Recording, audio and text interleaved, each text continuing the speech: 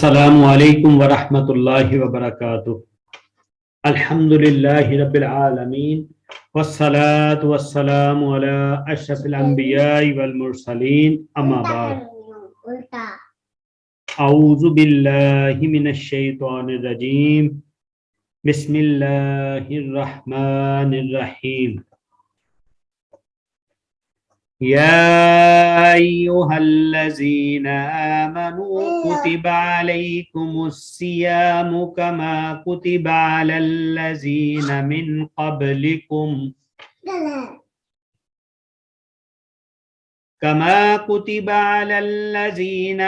قبلكم لعلكم تتقون أياما معدودات، فمن كان منكم مريضا أو على سفر فعدة من أيام أخر،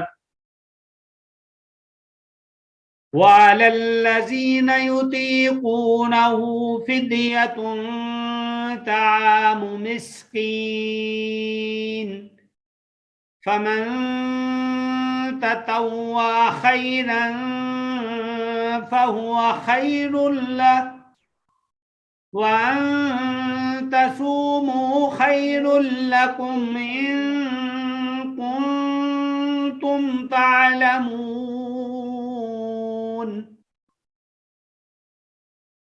شهر رمضان الذي أنزل فيه القرآن هدى للناس وبينات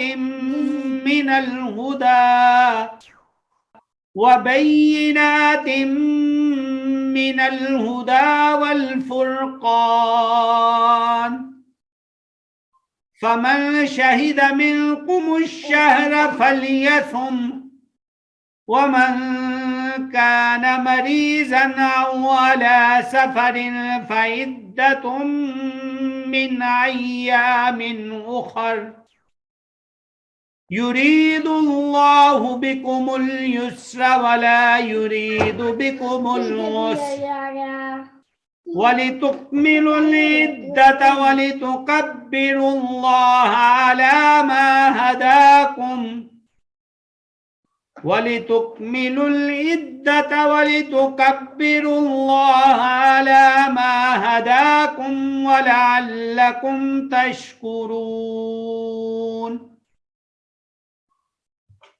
رب اشرح لي صدري ويسر لي امري واحلل عقدة من لساني يفقهوا قولي۔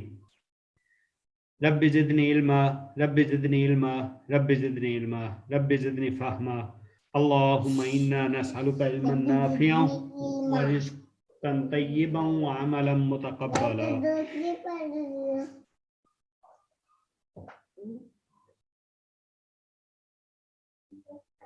یا ایہا الذین، اے لوگو، آمنو، جو ایمان لائے ہو، کتبہ، لکھ دیا گیا ہے، علیکم، تمہارے اوپر، سیام، روزوں کو یا روزہ رکھنا، کما، جیسا کہ کتبہ، لکھا گیا، فرض کیا گیا، علی الذین، ان لوگوں پر جو من قبلکم، تم سے پہلے تھے، لعلکم، تاکہ تم تتقون، بچ جاؤ، متقی بن جاؤ۔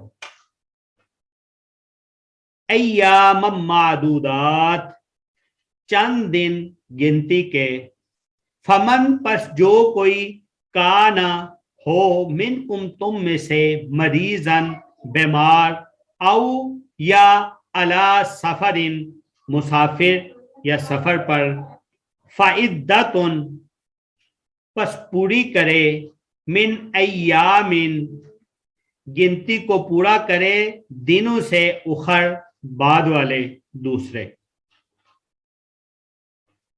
وعلی الذین، اور لوگوں پر، یطیقونہ، جو طاقت رکھتے ہیں اس کی، فدیۃن، فدیہ ہے، طعام، کھانا، مسکین، کسی مسکین کا۔ فمن، پس جو کوئی، تطوع، خوشی سے کرے، خیرن، نیکی کو، فہو پس وہ خیر لہو اس کے لیے بہتر ہے، وَأَن تَصُومُوا اور یہ کہ تم روزہ رکھو، خیر بہتر ہے، لکم تمہارے لیے، ان کنتم اگر ہو تم، تعلمون جانتے۔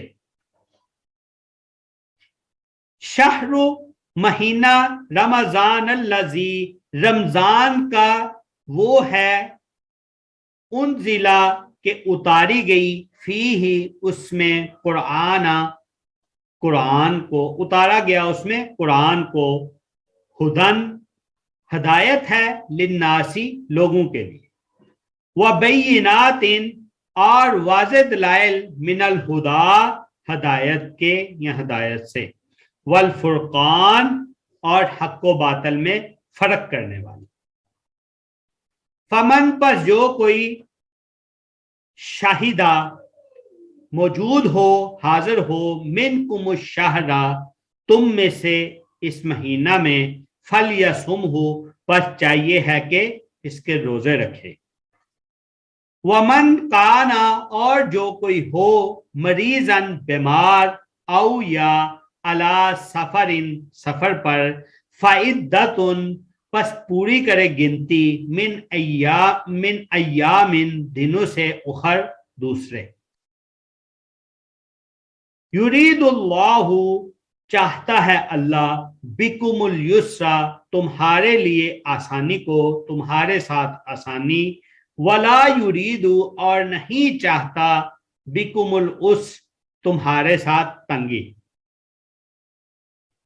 وَلِتُكْمِلُوا الْعِدَّةَ اور تاکہ تم پوری کرو گنتی، وَلِتُكْبِرُوا اللَّهَ اور تاکہ تم اللہ کی بڑائی بیان کرو، عَلَىٰ اوپر، ما ہداکم جو ہدایت دی گئی تم کو، وَلَعَلَّكُمْ اور شاید کہ تم تشکرون شکر کرو۔ جی یہ آج کی ہماری 3 آیات تھیں، ان کو ہم نے پڑھا، ان کا ترجمہ دیکھا، تھوڑی سی انشاءاللہ اس کی تفسیر دیکھتے ہیں۔ آج کی آیات میں ہمارا جو ٹاپک ہے، جو مضمون ہے، وہ جیسا کہ ترجمہ سے واضح ہو گیا، یہ روزوں کی فرضیت کے متعلق ہے۔ یا ایھا الذین آمنوا کتب علیکم الصیام، اے ایمان والو تمہارے اوپر روزہ رکھنا فرض کر دیا گیا۔ یہ الصیام کا جو لفظ ہے نا، یہ مصدری لفظ ہے، یہ مصدر ہے۔ یہ آگے ہم پڑھیں گے، گرامر الحمدللہ ہم نے شروع کر دی ہے، اس میں پتہ چل جائے گا کہ مصدر کیا چیز ہوتا ہے، اور اس کا معنی جو ہوتا ہے نا مصدر کا، وہ ایسے ہی ہوتا ہے، کھانا کھانا، سیر کرنا، اٹھنا، سونا، تو اس کا معنی ہے روزہ رکھنا۔ ٹھیک ہے، تو اے ایمان والو فرض کر دیا گیا تمہارے اوپر روزہ رکھنا، اس کا یہ مطلب بن جائے گا، کما جیسا کہ، کتبہ فرض کیا گیا، علی الذین ان لوگوں پر، من قبلکم جو تم سے پہلے تھے، لعلکم تاکہ تم، تتقون متقی بن جاؤ۔ کچھ جو ہے وہ اس کو صوم کی، سیام کو جو ہے وہ صوم کی جمع بتاتے ہیں، لیکن یہ صوم کی جمع نہیں ہے، بلکہ صوم ایک الگ سے مصدر ہے، اور یہ سیام جو ہے ایک الگ سے مصدر ہے۔ اصل میں اس کا جو معنی ہوتا ہے نا، اصل میں یہ کسی بھی کام سے رک جانے کو کہتے ہیں، مثلا کھانا پینا ہو، یا کلام کرنا ہو، یا چلنا پھرنا ہو۔ اس لیے جب گھوڑا چلنے سے یا چارہ کھانے سے رکا ہوا ہوتا ہے نا، نہ وہ کھانا کھا رہا ہوتا ہے، نہ چارہ کھا رہا ہوتا ہے، اور نہ ہی چل رہا ہوتا ہے، یعنی رک گیا ہوتا ہے، ضد پہ آیا ہوتا ہے، تب اس کو فرسن سائمن کہتے ہیں، یعنی رکا ہوا گھوڑا۔ اور اسی طرح جب ہوا بھی رک جاتی ہے تب بھی اس کو صومن کہتے ہیں۔ تو پتہ چلا اس کا مطلب یہ ہوتا ہے کہ کسی چیز سے رک جانا، جب ہم شریعت میں بات کرتے ہیں سیام کی، صوم کی، تو شریعت میں روزہ کی نیت سے جب صبح صادق سے سورج غروب ہونے تک کھانے پینے اور جماع سے رک جائے تو پھر اس کو صوم کہا جاتا ہے۔ اب یہ روزہ رکھنا کیوں ہے؟ اللہ تعالیٰ نے فرض تو کر دیا، یہ بتا دیا کہ تمہارے اوپر روزہ رکھنا فرض کر دیا گیا، اور یہ بھی بتا دیا کہ یہ تم سے پہلے لوگوں کے اوپر بھی جس طرح اللہ نے فرض کیا تھا اس طرح فرض کیا گیا ہے۔ تو اب اس کا مقصد کیا ہے، اس کی حکمت کیا ہے؟ تو روزے کی جو حکمت ہے نا، وہ روزے کی حکمت یہ ہے کہ اسلامی روزے کا مقصد جو ہے نفس کو کسی صورت بھی عذاب دینا نہیں ہے، بلکہ دل میں تقوی یعنی بچنے کی عادت پیدا کرنا ہے کہ جب کوئی شخص اللہ تعالیٰ کے فرمان پر عمل کرتے ہوئے صبح سے شام تک حلال چیزوں سے بچے گا تو ان چیزوں سے جو ہمیشہ کے لیے حرام ہیں ان سے روزے کی حالت میں بتدریجی اولا بچے گا۔ جب حلال سے بچ رہا ہے تو حرام سے وہ زیادہ توفیق کر کے، زیادہ ہمت کوشش کر کے اس سے زیادہ طور پہ بچے گا۔ اس طرح روزہ گناہوں سے بچنے کا اور بچنے کی عادت کا ذریعہ جو ہے وہ بن جاتا ہے۔ جیسا کہ رسول اللہ صلی اللہ علیہ وسلم نے فرمایا الصیام جنۃ، روزہ ڈال ہے۔ کس چیز سے ڈال ہے؟ گناہوں سے ڈال ہے، اور آگ سے، گناہوں اور آگ سے بچنے کے لیے روزہ جو ہے وہ ڈال ہے۔ اور فرمایا جو شخص جھوٹی بات اور اس پر عمل نہ چھوڑے، اللہ تعالیٰ کو کوئی ضرورت نہیں ہے کہ وہ اپنا کھانا پینا چھوڑ دے۔ یعنی جب روزہ رکھ کے وہ رکتا نہیں ہے لغو سے، وہ باطل سے، وہ برے کاموں سے رکتا نہیں ہے، تو پھر اللہ تعالیٰ کو اس کے بھوکا رہنے کی کسی قسم کی کوئی ضرورت نہیں۔ روزہ رکھ کر نماز نہ پڑھنے والے، جھوٹ بولنے والے، دھوکہ دینے والے، سارا دن ٹی وی پر بیٹھ کے کان آنکھ کے زنا میں مصروف رہنے والے، غرض کسی بھی نافرمانی کا ارتکاب کرنے والے سوچ لیں کہ انہیں روزہ رکھنے سے کیا ملا۔ یہ ایک بہت اہم سوچ ہے کہ روزے کا تو اصل مقصد تھا رک جانا، تو جب وہ نہیں رکا تو پھر اس کا روزہ کیا ہے؟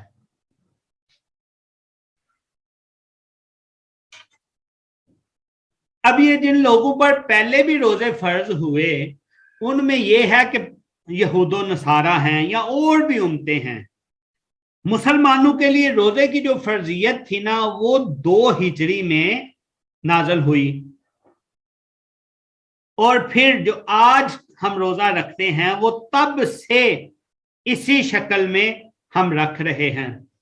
حضرت عائشہ صدیقہ رضی اللہ عنہ بیان کرتی ہیں کہ قریش مکہ جو تھے وہ عاشورہ کے دن یعنی 10 محرم کا روزہ رکھا کرتے تھے، اور نبی صلی اللہ علیہ وسلم نے بھی ان سے دیکھ کے جو ہے وہ روزہ پھر رکھنا شروع کر دیا، کیونکہ اس کی حکمت انہوں نے یہ بتائی کہ یہ روزہ اس لیے رکھا جاتا ہے کیونکہ حضرت موسیٰ علیہ السلام کو اور ان کی قوم کو فرعون سے اور فرعون کے قبطیوں سے نجات ملی تھی۔ بہرحال آپ صلی اللہ علیہ وسلم نے روزہ رکھنا شروع کر دیا اور مسلمانوں کو بھی بولا کہ یہ روزہ رکھیں، مسلمان بھی روزہ رکھتے رہے۔ جب مدینہ میں آئے تو اس دن کا روزہ رکھا اور اسی کو رکھنے کا حکم بھی دیا۔ پھر جب رمضان کے روزوں کا حکم ہو گیا 2 ہجری میں تو پھر آپ صلی اللہ علیہ وسلم نے عاشورہ کا روزہ جو ہے وہ ترک کر دیا کہ ابھی اس کی فرضیت نہیں، جو اسے رکھنا چاہتا ہے رکھے اور جو نہیں رکھنا چاہتا وہ اس کو نہ رکھے۔ اب یہ روزے ہیں کتنے؟ ایام معدودات، چند گنتی کے دن ہیں، چند گنتی کے دن ہیں، پورا سال روزے نہیں ہیں، 24 گھنٹے کا روزہ نہیں ہے، ایک مخصوص وقت کا روزہ ہے۔ فمن، پس جو کوئی کانا ہو منکم، تم میں، مریضن، بیمار۔ اب روزہ تو ہے لیکن اس کے ساتھ رخصت آ گئی۔ رخصت کیا آئی کہ تم میں سے جو بیمار ہوگا او علی سفرن یا مسافر ہوگا فعدتن پس گنتی کو پورا کرے من ایام اخر دوسرے دنوں میں وعلی الذین اور ان لوگوں پر یطیقونہ جو کہ طاقت رکھتے ہیں اس کی فدیتن فدیہ کرنے کی فدیہ دینے کی طعام کھانا مسکین ایک مسکین کے فدیہ کتنا جی ایک مسکین کا کھانا وعلی الذین یطیقونہ فدیۃ طعام مسکین اس کے بارے میں دو تفسیریں جو ہیں وہ صحیح سند کے ساتھ آتی ہیں ان دونوں کو ہم دیکھتے ہیں اور ذہن نشین رکھتے ہیں پہلی یہ کہ جب یہ آیت اتری تو جو چاہتا کہ روزہ نہ رکھے وہ فدیہ دے دے تو ایسا کر لیتا یعنی کہ جس کا دل نہ چاہتا روزہ رکھنے کو وہ فدیہ دے دیتا تو ایسا کر لیتا یہاں تک کہ پھر آیت اتری اس سے اگلی والی آیت پھر جو اس سے آگے ہم نے شہر رمضان الذی والی آیت پڑھی پھر یہ جب آیت اتری تو اس آیت کا یہ جو حکم تھا یہ منسوخ ہو گیا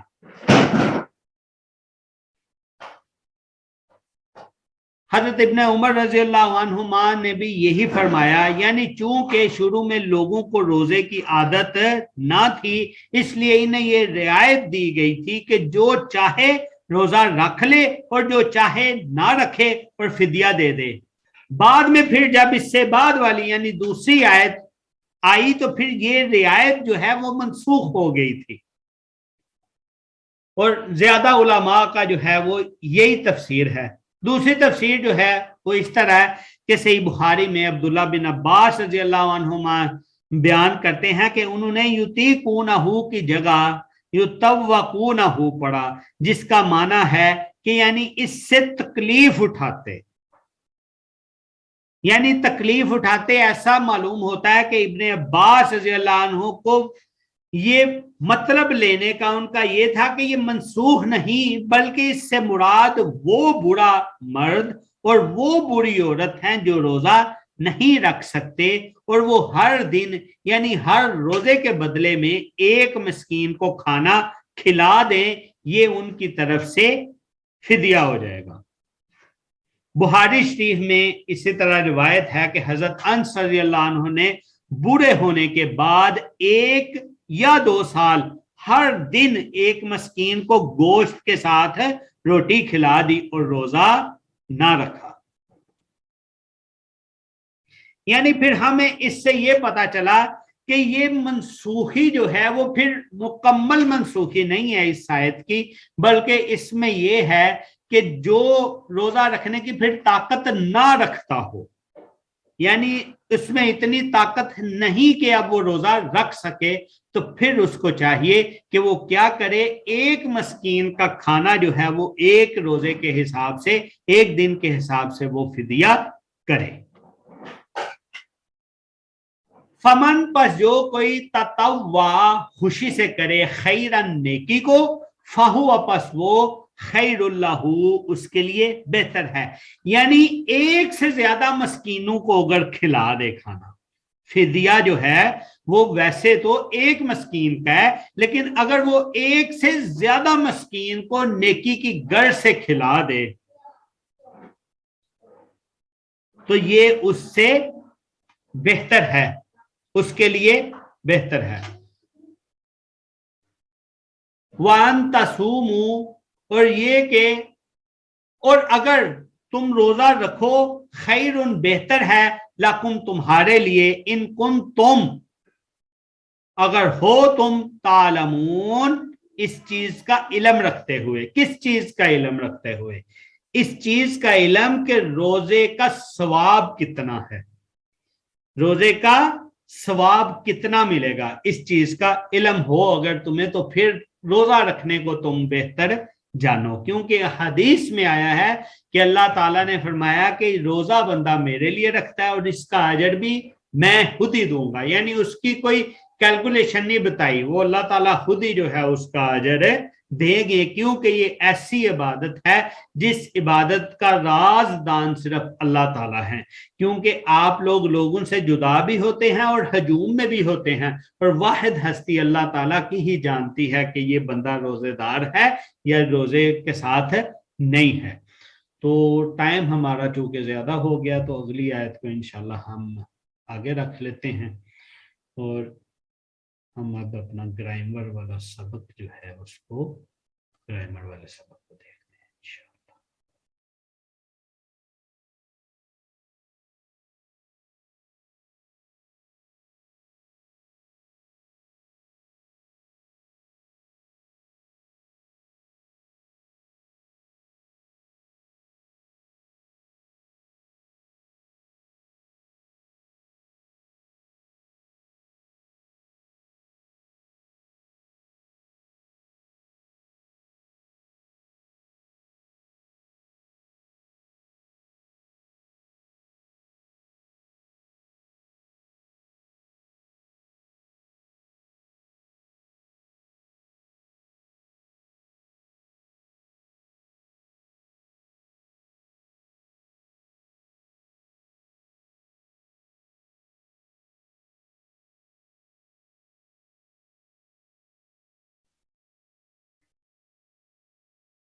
اسم، ہم اسم تک پہنچے تھے جی، کسی چیز، شخص یا جگہ کے نام کو اسم کہتے ہیں۔ اب عربی اور اردو، چونکہ اردو ایک لشکری زبان ہے تو لشکری زبان میں کافی ساری زبانوں کا جو مکسچر ہے، اس میں عربی کے بھی بہت سارے الفاظ ہیں، تو اس طرح کچھ نام جو ہیں عربی اور اردو کے ایک ہی جیسے ہوتے ہیں، جن سے ہمیں سمجھنے میں آسانی ہوتی ہے کہ اسم کہتے کس کو ہیں۔ تو وہی چیز جو اردو میں اسم ہے، عربی میں بھی اسی طرح ہی اسم ہوتا ہے، عربی میں کوئی نئی چیز نہیں ہوتی، یعنی کسی شخص، چیز یا جگہ کے نام کو اسم کہتے ہیں۔ ان کے شروع میں الف لام لگا دیتے ہیں، جیسے کتاب سے الکتاب۔ اب کتاب جو ہے وہ اردو میں تھا، جب ہم نے عربی کی بات کی تو عربی میں ہم اس کو الکتاب کے ساتھ پڑھ لیتے ہیں، یا اگر ہم الف لام نہیں لگاتے تو کتابن کے ساتھ پڑھ لیتے ہیں، اس کو تنوین اینڈ پہ لگ جاتی ہے۔ کیوں تنوین لگ جاتی ہے یا الف لام لگ جاتا ہے؟ ہم نے پیچھے علامات اسم پڑھی تھی، اور علامات اسم میں ہم نے سب سے پہلا جو پڑھا وہ کیا تھا؟ الف لام شروع میں آئے، جیسے الصراط، اور ہم نے یہ بھی پڑھا تھا کہ تنوین آئے جیسے جزاؤن۔ ٹھیک اسی طرح جب یہ اردو والے لفظ ہم ان کو عربی میں نام دیکھتے ہیں تو یہ پھر کتاب سے الکتاب آ گیا یا کتابن آ جائے گا، قلم سے القلم آ گیا، اور مسجد سے المسجد آ گیا۔ یعنی ان کے معنی جو ہیں وہ جب الف لام لگتا ہے تو خاص معنی ہوتے ہیں، خاص کتاب، خاص قلم، خاص مسجد۔ لیکن جب تنوین کے ساتھ ان کو پڑھا جاتا ہے تو پھر یہ خاص نہیں ہوتے، یہ عام ہی رہتے ہیں، یعنی معرفہ اور نکرہ والی بات ہوتی ہے۔ اب جب کسی چیز کو اسی طرح انگلش میں خاص کرنا ہوتا ہے تو اس سے پہلے دی کا استعمال یا دا کا استعمال کیا جاتا ہے۔ تقریباً اسی طرح ہی عربی میں بھی جس جگہ پہ اوپر دا یا دی کا استعمال مقصود ہو، ادھر عربی میں الف لام کا اضافہ کر دیا جاتا ہے۔ اب لیکن اس چیز میں ایک بات کا خیال بھی رکھنا ہے، اگر تو حروف شمسیہ ہوں، شروع میں اسماء سے پہلے پھر الف لام آئے تو ان حروف شمسیہ پر شد بھی لگائی جاتی ہے، ٹھیک ہے۔ اب حروف شمسیہ ہیں کون سے؟ ان کو بھی یاد رکھنا ہے، تا، ثا، دال، زال، را، زا، سین، شین، صاد، ضاد، طا، ظا، لام اور نون، یہ جو ہے حروف شمسیہ ہیں۔ ان حروف شمسیہ پر شد آئے گی اور لام ساکن ہو جائے گا، یعنی مثال اس نے دی وشمسو۔ اب جیسے الکتاب پڑھا تھا نا، تو الکتاب کی طرح اس کو والشمس نہیں پڑھا گیا، بلکہ حروف شمسیہ ہونے کی وجہ سے اس کو کیا پڑھا گیا؟ وشمسی، یعنی اس کا لام جو ہے وہ الف لام، یہ جب واو نہیں ہوگا تو اشمسی، یعنی لام اس کا ساکن ہو جائے گا۔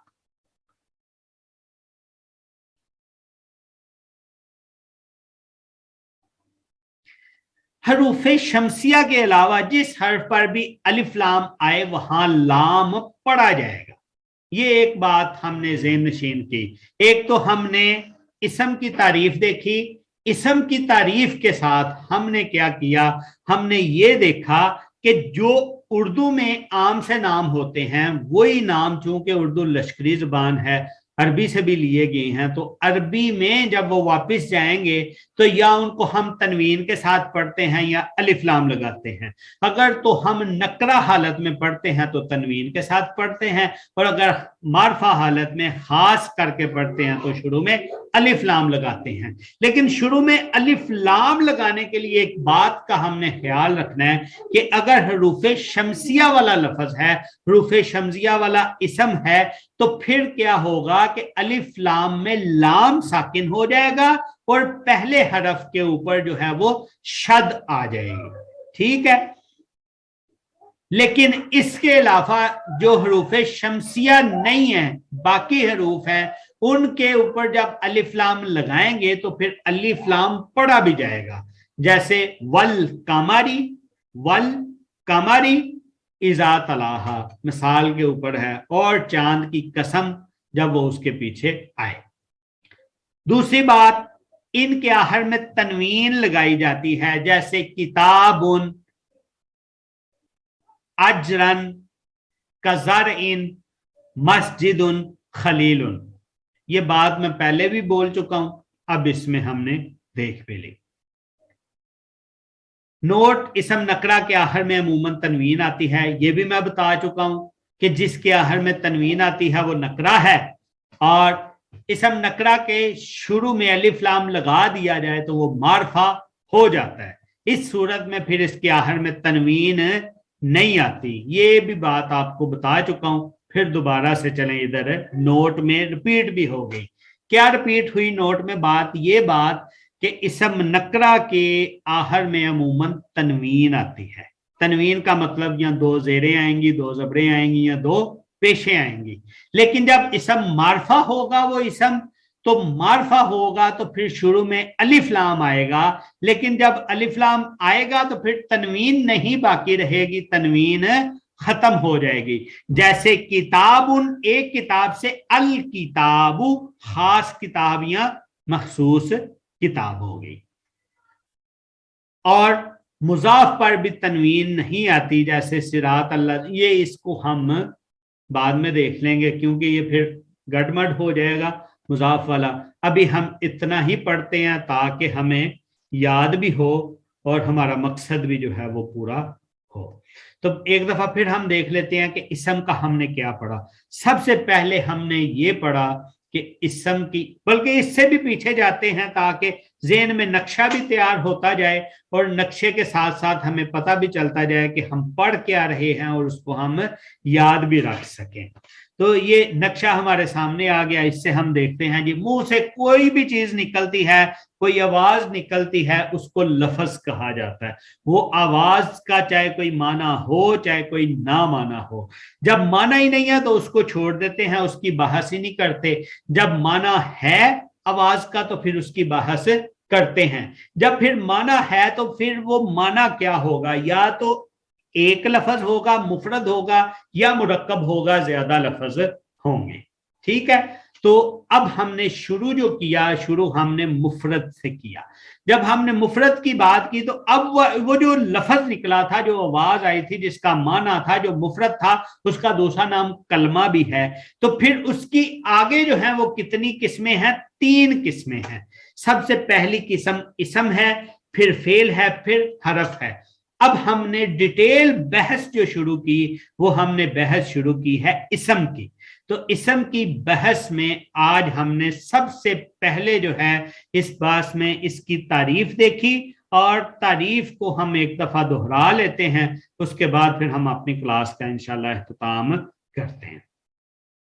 تعریف یہ ہے جی اسم کی کہ کسی چیز، شخص یا جگہ کے نام کو اسم کہا جاتا ہے، بات ختم، بس اتنی تعریف ہے۔ اس کو ذہن میں رکھ لیں کہ کسی چیز، شخص یا جگہ کے نام کو اسم کہا جاتا ہے، بس اتنی تعریف ہے اسم کی، اور اس سے اسم پتہ چل جانا چاہیے۔ اب اس کو سمجھنے کے لیے، آگے سمجھانے کے لیے اور بتا دیا، چونکہ ہم اردو زبان والے ہیں تو اردو زبان ہماری لشکری زبان ہے، کوئی ایک بنیادی زبان نہیں ہے، بلکہ مختلف زبانوں سے الفاظ لے کر ایک زبان تشکیل دے دی گئی، اور اسی زبان سے ہمیں فائدہ یہ ہوا کہ عربی چونکہ کافی ساری ہماری زبان میں مکس ہے، ہمیں عربی سیکھنے اور سمجھنے بھی آسانی ہی رہتی ہے۔ جیسے عربی کے نام عمومی طور پہ کافی سارے اردو میں ہمیں مکس ملتے ہیں، جیسے اس نے مثال دی کتاب، قلم، ورق، مسجد، نبی، رسول، امت، جماعت، حبیب، صدیق وغیرہ وغیرہ۔ اب جب ان کو ہم اردو کی بجائے عربی میں پڑھیں گے تو عربی میں پڑھنے کے لیے دو انداز چاہیے، ایک انداز ہوگا اسم نکرہ کا، ایک انداز ہوگا اسم معرفہ کا۔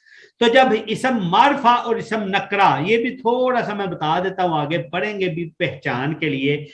معرفہ ہر اس چیز کو کہتے ہیں جو اسپیشل، خاص ہو، کسی کے لیے مخصوص ہو، اس کو معرفہ کہتے ہیں۔ نکرہ ایک عام سی چیز کو بولا جاتا ہے، نکرہ ایک عام سی چیز کو بولا جاتا ہے جو کسی کے لیے مخصوص نہیں ہوتی۔ جیسے کتاب ہے، کتاب کا مطلب ہے کوئی بھی کتاب ہو سکتی ہے، قرآن مجید ہو سکتی ہے، بخاری شریف ہو سکتی ہے، مسلم شریف ہو سکتی ہے، کوئی بھی کتاب ہو سکتی ہے۔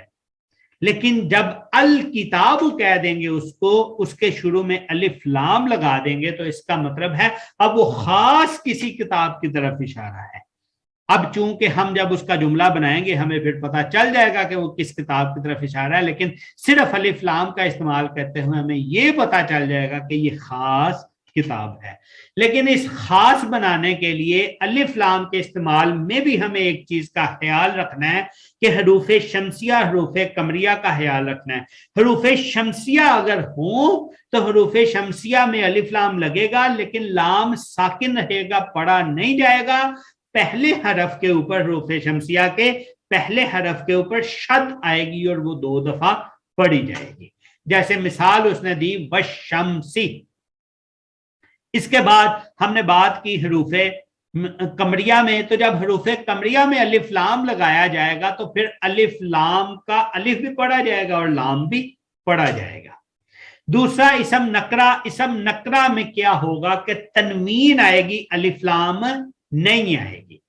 دوبارہ سے دہرانے کے لیے اس نے نوٹ میں ایک بات لکھ دی کہ جب الف لام آئے گی تو پھر تنوین ہٹ جائے گی، تنوین نہیں آئے گی، کیونکہ تنوین عموماً کس کے اوپر آتی ہے؟ نکرہ کے اوپر آتی ہے۔ تو الف لام عموماً کس کے اوپر آتا ہے؟ معرفہ کے اوپر آتا ہے۔ آج کے سبق میں یہ جتنی چیزیں تھیں یہ انشاءاللہ ذہن نشین ہوں گی، لیکن ان میں ایک چیز یاد کرنے والی ہے جو ذہن نشین نہیں ہوئی، کل انشاءاللہ کسی بھی کلاس ممبر سے یہ سنا جائے گا کہ وہ بتائیں جی حروف شمسیہ کون کون سے ہیں۔ یہ یاد کرنے والی چیز ہے آج کے سبق میں، باقی سمجھ آنے والی تو آ گئی، تو اس کو پھر یاد کر لیجئے گا۔ ٹھیک ہے جی، ہم اپنی کلاس کا اختتام کرتے ہیں۔ سبحانک اللہم و بحمدک، اشہد ان لا الہ الا انت، استغفرک و اتوب الیک۔ السلام علیکم ورحمۃ اللہ وبرکاتہ۔